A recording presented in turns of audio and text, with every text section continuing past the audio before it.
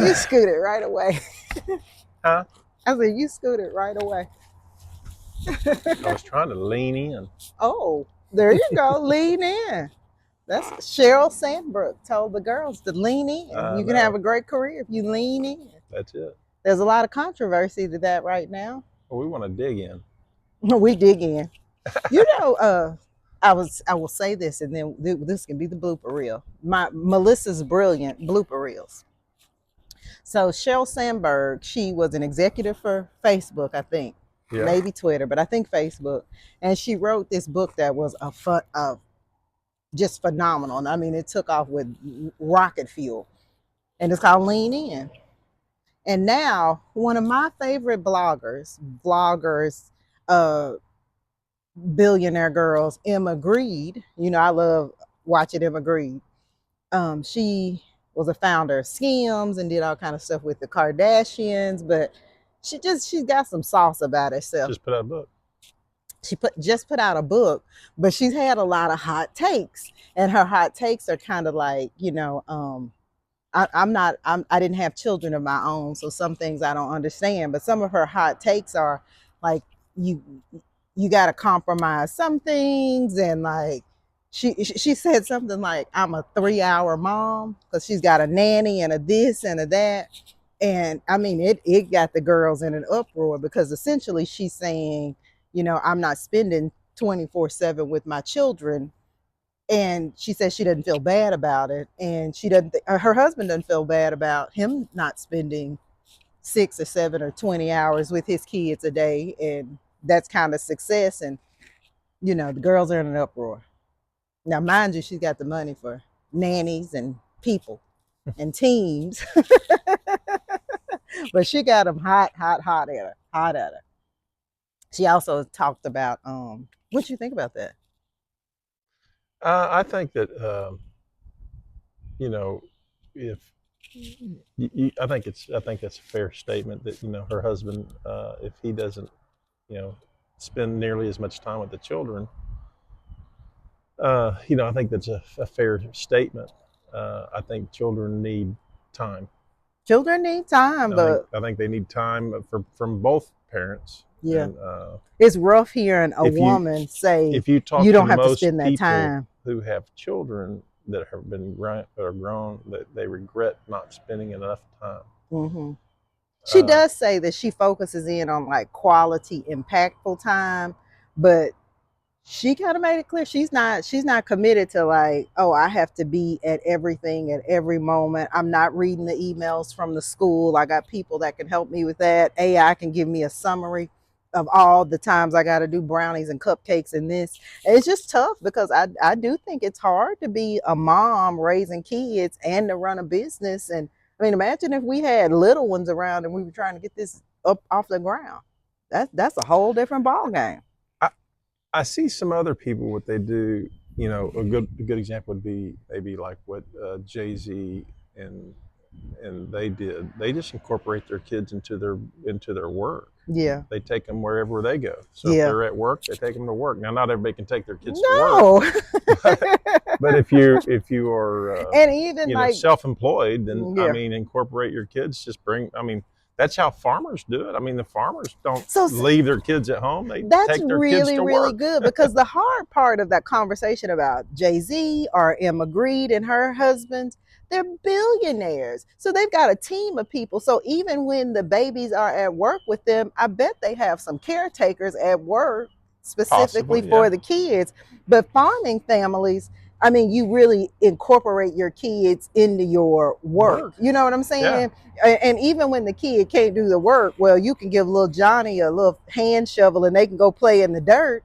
and I think, and they can go play with the animals, and you can keep an eye in some way. I think farm kids get a lot of playtime just like any other child. Yeah. But they also, learn a lot of life skills and how to swing a hammer. That's how to do things, because they're working on it all the time. I knew I needed to talk to you about it, because I enjoy her as a blogger. She gives me a lot of inspiration for being a woman trying to commit myself both feet into a business, and the good stuff that comes with being in business, and some of the stuff that's more challenging. but she's really motivating about, so what is challenging, figure out a way, right? And that's helpful to me. But boy, it was tough hearing her talk about like the family and the kids stuff, because I know that's not a realistic thing for everyone. In the 80s, it wasn't uncommon to see children on a job site, especially if Sure, somebody's roofing a house or sure, building a house. A lot of the people brought their kids along, and their kids helped carry the lumber, or I sure. helped carry, shingles, or helped lay out the shingles in front of, Pat while he nailed them down. Yeah. So I guess And the thing she needed, the billionaire needed some regular folks to give her some common, not common, but like regular practical ways that that sort of thing can happen. Because I think the problem is we shield our kids too much from our work, as if we live in a fairyland where they yeah, don't know where anything comes from. They just now that, as Freddie Haynes say, that'll preach. so if you have children who are just one day a PS4 shows up, or one day Yeah, the food's on the table, but they don't actually see you actually working for it. They're just, oh, you go away and yeah, then you come back. yeah.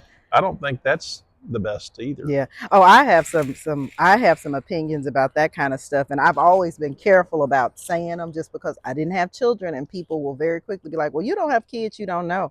But I do think, as a if I were in a parent's shoes and I had little kids, I would tell them what things cost, right? I think that like a kid needs to know that like this is $1 and internet costs this a month, and like we're still gonna give you your little allowance for your roadblocks, but for them to learn the value of $1, because Yeah. it's hard. Like even I'm a grown woman, but when I use my debit card, it's a very different feeling than when if I got a $100 bill in my wallet and then I go break that and that turns to 80 to 60 to 50. It's just a whole different game plan. I think that you can learn everything in books, and you can study and all that sort of stuff, and Mm-hmm. we try to get our kids to do that, but I think you also have to teach work ethic, and Yep. how to show up every day, and what that looks like, and how to work. Yeah. Dairy farmers milk cows every day, twice a day, three No times a matter day, what. and now they got them automated and stuff like that. But the dairy farmers I knew, if they took a vacation, the dairy farmer down the road milked their cows, so they got double the work for a week. And then when they got back, and the They other one, return the favor. so their work didn't go away. They just shifted it for a week, and then they had to work double to get Yeah. to be able to do that. So Yeah. um, kids on dairy farms, they get to see that work every day because they're part of farm kids. Kids, of self-employed people who work doing construction. A lot of times, we've seen them on our job site where Yeah. they bring their kids and help them paint, or help them do something or another. Yeah. I'm always the guy who did our gutters here at he had his children here. Uh, we've had the painter had his child here yesterday. I think it's good too, because those It's good. one of the things we've seen, those guys and girls, because it was a husband and wife duo on the gutters, Uh-huh. but them letting their kids see, hey, here's how mama and daddy buy your toys that you're playing with. Yeah. I think that's really, really important, and it made me feel good that they took the time to kind of, I don't The know. kids weren't under no pressure or nothing No, like those that. kids were playing. Yeah, they were playing. They were having a good time. But they but also got to see how it all went together, and how hard their parents how worked. hard their mom and dad are working to make sure that they have. I mean, that little girl had on the cutest little princess dress, but she got to see that mom and dad are working hard to make sure you can wear your princess dress and your tiara and all your stuff. Alex, our GC, he said that when he was a kid, he liked to go to work with his dad because he liked to get the taquitos at the gas station, the little fried chicken, he called them crispitos, and he got a crispito when he went he with got dad. to go get a crispito when he got to go help his dad do concrete. So That's something. but he has a work ethic that's Yeah. an amazing work ethic. Yeah. And you don't learn that, I don't think, in any Hmm. college or school or anything like that. You learn that from your From parents. people, yeah. Yeah. So I guess all that ties into, like, we hadn't sat down and talked about our progress on the garden center in a while, just because we've been knee deep in it. Yeah. Yeah. But one of the things that I want my business to bring, I want it to be a place where families can come together and hang out together, and it's safe and it's wholesome enough, but you kind of, it's a moment where you can put the phone down and see each other, and I don't know, do that kind of thing together. So I guess that's part of why we're talking about that. That, and I just finished reading that book, and I am amazed by some of the controversy that goes along with that book. Although that might be the brilliance of her marketing. You sell more books if Yeah. you get people a little ticked off, maybe. Got to have a little controversy. Yeah, yeah, So what yeah. else has been going on? We've done a couple of weekends here where We, we've been trying to get our name out there, right? yeah. Oh, look at the dragonfly. No, we've had a rocking couple of weeks. So this past, well, yesterday we were at Soul Palace, Scylla's burger joint right around the corner from Wiley on South Carter, 612 South Carter. It's the one of the best burgers this side of heaven. But we were there on yesterday selling plants, and boy, when I tell you I saw classmates, I got to shout out Main and Shishi. Look, I'll give everybody's nickname. Maymane and Shanitra and Amanda and just so many people. My Uncle Radine and Carolyn came back by. My Aunt Polly came by, and she was rocking her t-shirt when she came back by. My cousin Sybil, she called in her plant order. No, so we were at Soul Palace on yesterday, and we sold some plants, but to me, more important than selling plants, we got to see so many families walking by because Wiley's graduation was yesterday. I met a young girl, oh, cute chocolate girl, and she just got her MBA. So I was like super Yeah. excited for her because I know what that feels like. I know she done cried some tears. But we got to see the young people that had finished with graduation sell some plants and spread the word about what we were doing. And we raised money for the toy drive for the bicycles Yeah. for Christmas. Yeah. So Scylla, my grandmother works at the restaurant part time. So if you ever want to see Flu Baby, that's where she is, and you can ask her 100 questions about plants, and she'll give you all the answers. But Scylla, she's so sweet, and she runs such a good business, and she's a person that I can go to and ask questions and really feel motivated about. But one of the special things about Soul Palace is she is always doing some sort of give back. I'm sure we decided we're going to give 5 bikes to her bicycle drive. We've given bikes every time she's asked us, but I told her put us on the list now because if I give her a gift, she's like, "Girl, don't do that, don't do that." But at Soul Palace, she does that bike drive. She does school supplies. She does all kinds of stuff, and she does that while selling Burgers, and she left burgers out and great her catfish. catfish is fantastic as Woo! well. I Yesterday I had a burger and it was good, but He then had a burger. I ordered catfish and in I some ate kind of a lot of way. her He sure catfish. did. It was so good.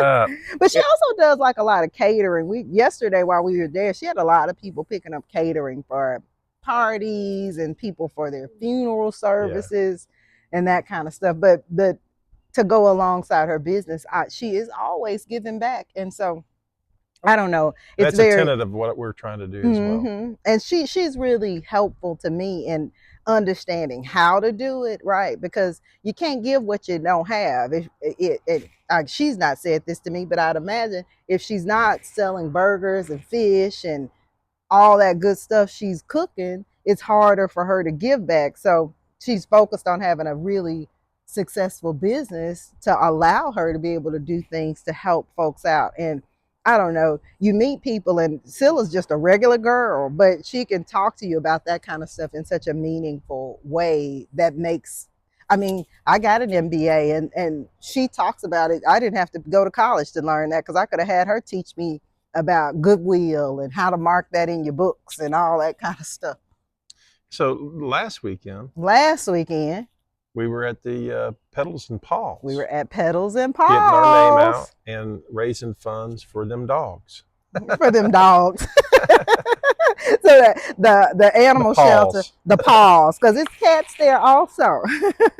But we got to spend some time out there at Petals and Paws, and that event benefits the Friends of the Marshall Animal Shelter. I think that FOMA is the name of it, Friends of Marshall Animals. And it's put on by the Green Thumbs Up Garden Club that's run by a young lady, Melisa. But that garden club, they are rocking. They had some tomatoes that just were out of this world, and they just had such a great showing. It was kind of rainy in the morning, and so when you're doing anything with gardening and there's rain, it kind of puts a. But people showed up for that, And and we got to sit next to our neighbors, we sure literally our did. neighbors from up the road, Up the road, and they were our neighbors at Petals and Paws with our little booth. yeah. And what do? Work hard worms. Work hard worms. What a great couple they are. You know, So they sell worm castings, things so you can make worm teas, and honestly that's one of the best fertilizers that exists. So I'll tell the secret today. This year I've only been fertilizing my kitchen garden with work hard worm compost tea. When I needed to add compost to my garden, I used their worm castings, and it is rocking. And I did that kind of undercover because I really want to carry their products. So when we got to sit next to each other, I hadn't even told them this at the time, but when we got to sit next to each other, it was really cool to be able to tell them, yeah, I've been experimenting with y'all stuff because I really want to carry it, but I needed to make sure it was top notch, and it is the best. So we're not open selling it yet, but they're right here in Marshall. And if your vegetable garden, your flower garden, if it needs a pick me up, worm castings are the way to go. They sell it right here in they sure Marshall. do. And it worm castings are one of the fertilizers. It won't burn your plants, right? A lot of stuff you can put on your plants and it'll burn them. And they have another product that's filtering out the chlorine That's from right. the water. That's So one right. of the things we've spent, our time on here at our place They're in a lot is of money. time is money and money is time, right? So we put an investment into a water system, a water well that's filtered. So we're Yeah. not watering our plants with any chlorinated water. Yeah. So all the water that's coming in that can be watered onto, we'll have you know, a sheet that will be attested, and you'll be able to see what's in the water. Mm-hmm. But it's one of the things that Work on Worms are doing is selling a filter that you can Yeah. put right onto your hose to filter out all these things that Yeah. are going into Such a into your smart garden. product. Very smart Yeah, it's product. it's such a smart product, and it's such a it's a you think about these business endeavors, it's a tough endeavor to take on because it's not, I wish that water filtration wasn't as costly as it is, but there's a lot of science that goes into it. So I understand the cost of it. But it's a great undertaking for them to be taking on to help gardeners and families right here in East Texas. And I'm sure because they sell that stuff probably all over the country. They And, probably and have if you do buyers. reach out to them, make sure you look into their 3D printed products that their son makes. Oh Because their son makes some really cool yeah, I stuff. wish I had that with me. Some really really cool stuff.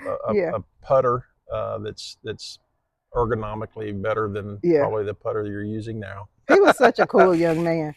Yeah, Yeah. very talented young man. Smart, smart, smart. But yeah, we sat next to Work Hard Worms. Mary Seeds was Mary there. Seeds, She's out of, I think she's out of Ben Wheeler. Ben Wheeler. Yep, I think she's out of Ben Wheeler, but she Which is where has, my grandmother was born. yeah, Rock and Seed Company. If you want heirloom seeds that haven't been treated, I mean, she just is a smart woman and has a really good company with some great seed products. Those I had those, what do we call them? I think they were called watermelon radishes. But I grew those radishes from her, and I made horseradish and all the stuff out of them. I pickled them up, put them in my salad. They were slim. Yeah. Also, my carrots are her carrots. The carrots I grew this year that I got to pull out. So I'm gonna do a video this And, week because I'm gonna pull my carrots, and they're her carrots. and my sister Sharon out in Mm-hmm. North Carolina, she turned us on to their seeds before we ever started this endeavor. Mm-hmm. She's been using her seeds for some years Yeah. over in North Carolina. Yeah. So uh, anyway, great product, uh, really good And people, I bought these earrings there. and they're pretty, ain't they? Todd sent me to go get a cup of coffee from, I think it's called Morning Glory Coffee. They run a Morning Glory coffee Coffee. truck Yep. here. I went to go buy the coffee for us, and since I had his debit card, I might as well have. Yeah. So we did that, and while we've been doing all that, we've had some great progress done Yeah. on the garden center. Yeah. So one of the things we just talked about was we put a water well in. So that's been drilled. We put all of our irrigation pipe in the ground. It's Mm-hmm. done.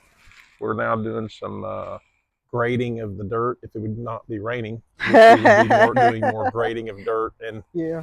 and whatnot. But it's a little bit muddy right now. It's been raining, and so a little bit cleanup. We've got cabinets and all that stuff is done. The interior is pretty much finished. We're It's close on the really really inside. close to being done. We got some fencing still to do, and Yeah. we've You got talked a little bit about the water well. I would love for you to share more about why a water well. Like we're going to be selling right here in East Texas, and I feel like a lot of East Texas people understand the value of water wells. But it sure is cool since we got people that see this everywhere, and water is the hot commodity. It is the it well, is the thing. one, we have our own water, Yeah. so it's ours. Two, to make water, if anybody has seen water treatment and the way they do water treatment, I mean, it's got a lot of bleach that they use for chlorine, and they put fluoride in the water, and there's different things that they use to make water drinkable. Mm-hmm. Well, the best thing you can do is get either one of two things: rainwater or water out of the ground, Specifically for gardening. which is water that's been filtered through the earth down into the aquifer, or The you aquifer. or you catch water off of a roof, which we put these gutters in so that in the future we will be able to catch water and be able to collect rainwater and be able to use it. So that's just water that's naturally comes out of the moisture of the air, condenses, right? So that water doesn't have anything in it. The aquifer could have things in it like heavy metals and whatnot, sand, sediment, those sorts of things. So that's why we sent a water sample off to be tested. Have it tested, and then what will happen is they'll come back and tell us, hey, you have this, this, or this, and then we will mechanically filter it. We won't do any chemical treatment of it.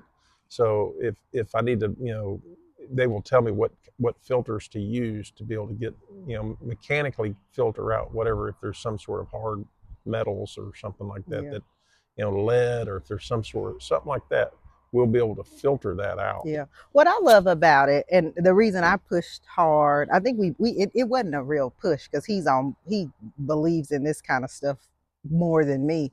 But when we're growing, like we'll have tomato plants and collard greens and food plants, and I think it's really important to give folks the best quality that we can possibly give. So and that's why people ask, well, you got a big pond sitting right behind you, right there. Why are you not using the water out of the pond? Well, the pond has also a lot of runoff. It comes from cow pastures and whatnot, and there can be a whole host of things growing in that pond that can change from time to time, that you may not want to put on something that you're going to eat. And we'd still have to filter it. Would you drink the water straight out of this pond? Well, I drank it straight out of that well. I probably wasn't supposed to until the test came back, but if I start growing an extra ear or something. Well, so if you're not going to drink the resist. water out of the pond, why would you water plants that you're going to eat, tomatoes or whatever, out of? Now, if it's just bedding plants and trees or shrubs, and that probably would be fine. But we are going to have, plants that people want to, eat from. and Yeah. so we want to make sure that we're putting good water. Yeah. Helps them grow a whole lot better.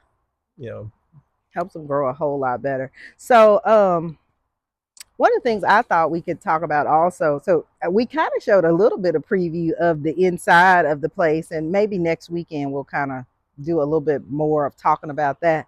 What do you think about my green wall? yeah. So the green wall is beautiful. Actually, it was. It's interesting how you stand in somewhere like Lowe's or Home Depot, and you look at paint chips on there that they have, and you see it, and you go, "Oh, this is gonna be awful." and and then when you end up doing a whole 17-foot wall, tall, that's Lime green. 17 feet wide, 17 feet tall, and you go, oh wow, that's actually really pretty, especially when it's backed up with some black trim, and it's contrasting with the white of other walls. It's not all the walls green, but Yeah. anyway, it really, really looks really good. My mom, she loved orange. She would say orange. She loved orange and she loved lime green. So I just went all in with it. And I'm glad it worked y'all will out. see the color because it's going to be on the doors. We haven't Yeah. done the doors yet. They're going to be last. Mm-hmm. But the reveal on the doors will reveal the wall on the inside. Yeah. Yeah. So the front door will be, just to let you know, it's going to be lime green. It's going to look really nice. So one of the other things that has come up when we were at Petals and Paws, we met so many really, really cool people. And one of the fun things I got to do, because I've been spending every week, I'm going to growers and kind of checking out what they've got and doing the work, right? And some of the time it's fun, and half the time I'm just sweating through whatever I'm wearing because the greenhouses just are hot. But I've been really fortunate because you can learn so much when you're with growers. I don't know why. I wonder why we call flower people growers and not farmers. I need to ask one day. They're gonna be like, Melissa, that's not even an important question. But I spend a Well, I lot mean, of yeah, yeah. they're farmers, but yeah, But you're right. they refer to them as growers, and that's cool. There's Cattlemen like to be called ranchers, so sure, yeah. nobody, I don't think, likes to be called a farmer. I wonder why. Farmers are kind of, I think they have a depiction of being poor. Oh, I think farmers are the salt of the earth. So If that when you think of like a sharecropper, the sharecrop farmer, or something like that, yeah, and it so shouldn't be that way though. it shouldn't, I but think I think it farmers has a are the salt of the earth, and I am on a mission to help people know it. People that can grow stuff, whether it's a plant, an animal, a person, if you can figure out how to make it grow, you got a lot of God in you. You got a lot of will in you. You got a lot of self discipline in you. To me, that's the salt of the earth. I think But farmers you're are right. awesome Some people because do think they that. learn everything. I mean, Shame if on them. something breaks, you fix it. They So fix it. they have a you know Yeah. they don't have really any specialty of labor. They They just got it all. they knowledge through all of it, right? Yeah. If something gets broke, they fix it. But I was let me get back on point. I'm sitting there, I spend so much time at the growers trying to learn about, like, we're trying to get the seasonality of when we can get the best plants shipped to us, right? And I was able to pick up this fantastic elephant ear for a person that, she Oh yeah. needed an elephant ear. So if you've got something that you're just really wanting because you want it, let me know, and if I can get my hands on it while I'm at one of these places, I'll sure be happy to do that, because it was really fun shopping for her plant. Yeah. That was fun to me. It was nice. It was nice. It was fun to me. She came into the house and picked it up. We talked about church and reminisced about our day, my days of going to Awana at her church when I was a kid, and the first time I had Yeah, a that was nice. Flintstone push pop was at that church. um, what else you want to talk about, Todd? I think that's it. I think we should show some, just maybe some pictures of some stuff. Yeah. Uh, Well, things are going really, really good. We are absolutely on track to be able to open in January. Todd spilled the beans at Petals and Paws about something that we're going to be doing in January. So if you were there, you know. And I bet you're going to be one of the first people to buy a ticket to this event we're going to do in January. I think we're going to be able to have about 25 to 30 people at the event. Depends on the weather. If weather's good, we can do it outside. January is cold. I'm a tropical person. I get it. I'm a tropical plant.